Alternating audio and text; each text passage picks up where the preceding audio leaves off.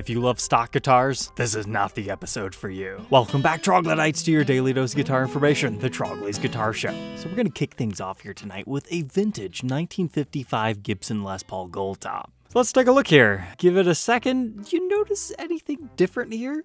It's got a wrap tailpiece. What? Les Paul's? No, it's the double pickguard. All right, so 54-55, you're gonna have the wrap tail. That's just part of the evolution of the Les Paul. The whole double pickguard phenomenon is occasionally found on some acoustic guitars. Sometimes it's stock, other times people add them because they see some cool country stars doing it. But either way, they look so cool and fancy. Even some Spanish-style flamenco guitars. But then you come over here to a Les Paul and yeah, you don't see that too often. It just makes it look so weird and foreign, especially because of the wrap tailpiece. Humans are designed to love symmetrical things, and you nearly have that until you get to your toggle switch. Just missing over here, you just need an additional set of knobs, and then somebody could play it lefty, especially if they did another cutaway.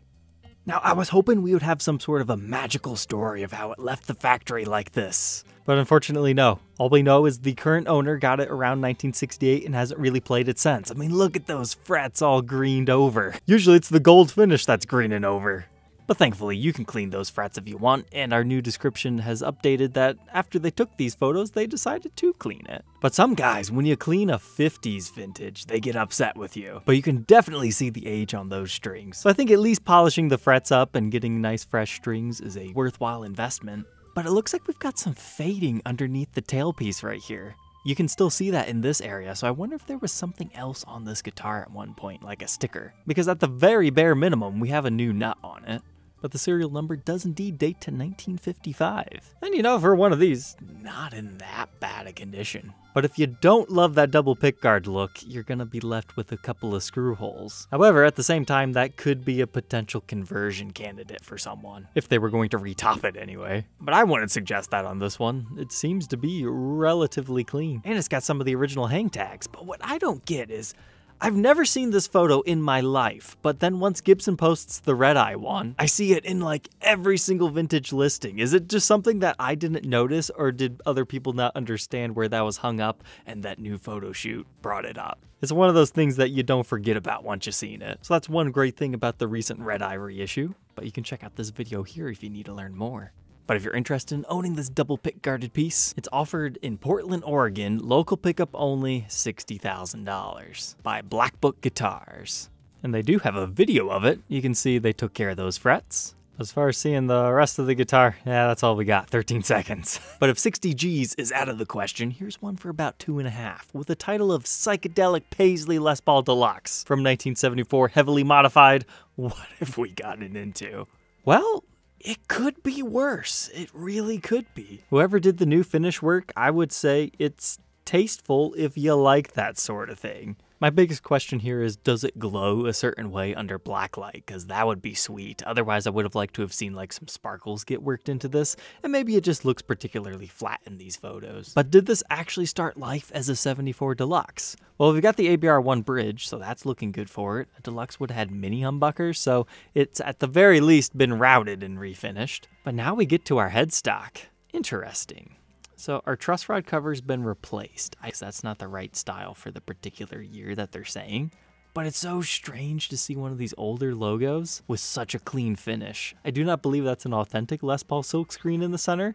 Something's off in this area. And if this truly is 70s, somebody has reamed our headstock for a more modern style tuner. I mean, at this point, the whole thing's been refinished, so what does it really matter? But now when we get back here, yeah, definitely modern Gibson tuners. But the headstock looks so small and like a little bit different. I think some sanding has occurred to this one. Obviously, because they've done the finish. You can see right here, there's filled in screw holes from Schaller tuners. So it's at least on set number 3. And since those are so perfectly blended in and finished over, you know it's been refinished. It nearly looks like they sanded the volute away. But wow, that back looks very strange like this. It appears to be a satin finish, but it is a one-piecer. However, it's probably a pancake body. Yes, we can confirm that right there. If I had to guess, this is probably some sort of a poly finish though, just on the way it's looking. But according to the seller, it started life as a Gold Top Deluxe. And hey, they're actually very, very forthcoming of everything I noticed. I would say this is a trustworthy shop to deal with.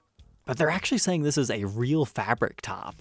So if this isn't necessarily to your style, I bet that would be fairly easy to remove. I could be wrong on that. The only thing against it is the sanding of the headstock to make it look weird. However, that's the saving grace of Gibson using wings. You could easily restore that if you wanted to, and it really wouldn't look that out of place. So you tell me, is 2,500 USD that bad for a Project Deluxe? Typically clean ones of this era are at least 4,000 in a common color, with player's grade going for a little bit less. But speaking of 70s player's grade, here was an interesting Les Paul standard that showed up over in Tokyo, Japan for just a little bit under 2,500 bucks. I clicked on this one because that has a vibe. It's really good looking. They've swapped out the cream plastics for black, but that matches your vintage sunburst hue incredibly well. They also swapped over into the black speed knobs, but just looking over here, you can tell this thing has seen a lot of smoky bars. Flipping over to the back kind of confirms what we already knew here. Lots of playware. But then check out that neck. Yeah, that's definitely played in. But look what it's sitting on. They're gonna ship it internationally in a gig bag. But here's some good news for a player. We've got a new bone nut, has definitely been refretted. We're missing the toggle switch tip, but I would imagine this would be one pretty smooth ride. Headstock's looking pretty cool. Looks like maybe a little bit of separation right here. It's probably nothing to worry about for a while. And it dates to the 38th day of 1979. And you can just barely make out the Made in USA stamp there. If you're looking for a vibey piece, but you don't want to pay crazy money for it, I would consider suggesting this. However, be very careful buying really used guitars out of Japan. Because even though Ishibashi, you can trust them, I've bought many things from them. I've dealt with some really reputable shops all over the world, and you'd be surprised what slips through the cracks sometimes. The only reason I bring it up, this came to you from Japan, and getting it back to Japan is kind of a bit of an ordeal. And sometimes the Google Translate is not the best, like right here. They do disclose the truss rod. It says about half of the rod remains on the tightening side. So I would imagine that means you're close to limited adjustability. Usually when I buy out of Japan, I try to stick to the newer stuff unless it's something really special that you have to have and are willing to put a little bit more work into, just in case it's not perfect. But speaking of putting work into things, I thought this was a funny tribute that someone in Limerick, Ireland did. Look familiar? Somebody wanted a buckethead Les Paul, but they didn't have a buckethead budget. He took a regular Alpine White Les Paul Studio that was looking like this, and he bucketified it as best as he could on a budget. And I would say, all things considered, it turned out pretty all right. So here's the thing about the Gibsons and tributes of the buckethead model. They never get the baritone scale length, and they never get the oversized chambered body right. The next thing I would criticize on this one is didn't get the red switch tip. I understand how hard it is to find the ones that fit there, so I'll let that pass. We don't have the white knobs. You opted for clear, nothing wrong with that. But the kill switch, I can just tell that's not a very good kill switch. You need the Sanwa arcade style, but here's the reason he did that. These ones didn't require reaming out the guitar. It could be returned to stock at any time. Totally makes sense why he didn't go full gung-ho here. Same thing with the pickups, he replaced it with looks like some sort of DiMarzios. But one day they could be restored stock if he ever changed his mind. I've seen a lot of these Buckethead tributes, but it was this that made me want to share it. They've got Mr. Bucket there and the whole Air Jordan pose with a basketball, and I just find that funny. But I was thinking, okay, everything else was reversible. Why did you refinish the headstock? Apparently, that's just a vinyl. You can take it off, and what's over top of it is just a sticker. And on the backside, he upgraded it to locking style tuners. Looks like he had some sort of a capo or video camera on his guitar. So if you're not handy or creative and you want to buy it from him, he's asking $1,307 plus $100 shipping. And it looks like it comes with everything original outside of the pickups, and I was wrong. Apparently those are some boutique ones, Iron Gear UK. But this one really threw me for a loop. It was listed as a Gibson Blood Moon 2020, but it sure didn't look like one. This was a Guitar Center exclusive model. They first started with the Dark Knight that was based on custom shop models, but then the year afterwards, they decided to do a red version. Now these were satin finished guitars, they have some fancy electronics, the whole blacked out inlay vibe. They were actually really cool for their time. They had the flame maple neck, they used up some of the old aluminum HP style cases. They've held value pretty well on the used market, all things considered, but it used to look like this. But someone didn't want to be scary anymore and transformed it into cream plastics and gold. I don't hate it.